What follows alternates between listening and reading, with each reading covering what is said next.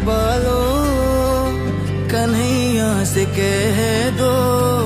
अरे द्वार पालो, कन्हैया से कह दो कि दर पे सुदामा गरीब आ गया है, कि दर पे सुदामा गरीब आ गया है। भटकते भटकते न जाने कहाँ से, भटकते भटकते न जाने कहाँ से तुम्हारे महल के करीब आ गया है। कहानी ये दो बाल सखा की गुरुकुल में जो साथ पढ़े, बचपन में था दिया वचन की सुख दुख सारे बांटेंगे। जैसे जैसे बीता समय दोनों के जीवन पथ बदले, निर्धन बने सुदामा और श्री कृष्ण द्वारकाधीश बने। खाने को मोहताज फिर भी जीवन से ना कोई शिकायत, भिक्षा मांग वो करे गुजारा, ना उन्हें कुछ थी अधिक की चाहत। कब तक सोए पर बालक भूखे, इनका क्या ही दोष भला। बोली पत्नी सुदामा से, तुम सखा से मांगो मदद जरा। पत्नी के हट करने पर हाँ चले सुदामा द्वारका नगरी, नंगे पैर ही गए सुदामा, धोती मैली सारी फटी थी। पहुंच द्वारका पूछे सबसे क्या कृष्ण के महल का रास्ता, सबको बतलाते वो जाते कृष्ण से मेरी गहरी मित्रता। न सर पे है पगड़ी, न तन पे है जामा, बता दो कन्हैया को नाम है सुदामा। बता दो कन्हैया को नाम है सुदामा। तुम एक बार मोहन से जा कर के कह दो, तुम एक बार मोहन से जा कर के कह दो कि मिलने सखा बद नसीब आ गया है, कि दर पे सुदामा गरीब आ गया है।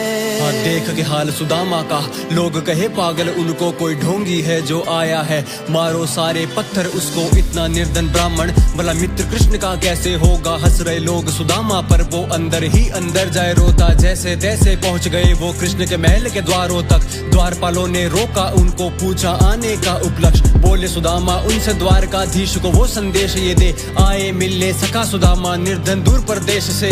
द्वारपाल के जाने के बाद लगे सोचने ध्यान से वो, मुझसे मिलने के बाद कहीं महसूस करे ना अपमानित वो। क्या कृष्ण उन्हें पहचानते अब भी खड़े खड़े वो सोच रहे, क्यों ही याद रहूंगा उन्हें ये सोच द्वार से लौट रहे। तभी सुनते ही दौड़े चले आए मोहन, लगाया गले से सुदामा को मोहन, लगाया गले से सुदामा को मोहन। हुआ रुक्मणी को बहुत ही अचंभा, हुआ रुक्मणी को बहुत ही अचंभा। ये मेहमान कैसा अजीब आ गया है, कि दर पे सुदामा गरीब आ गया है।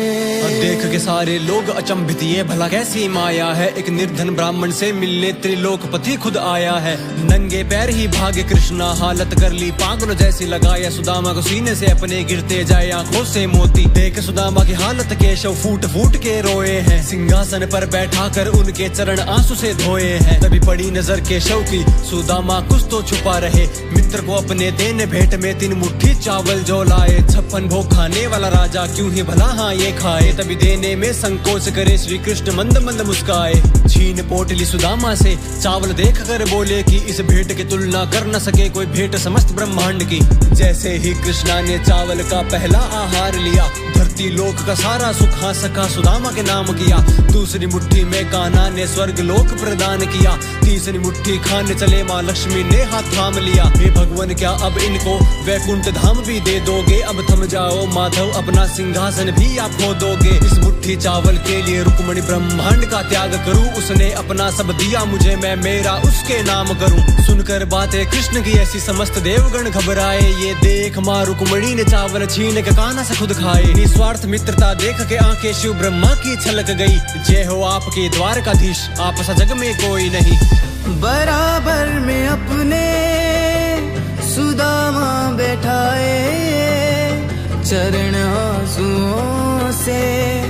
श्याम ने धुलाए चरण आंसुओं से, श्याम ने धुलाए।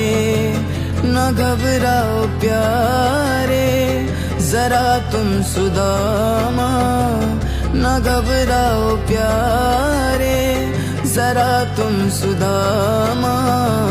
खुशी का समा तेरे करीब आ गया है, के दर पे सुदामा गरीब आ गया है।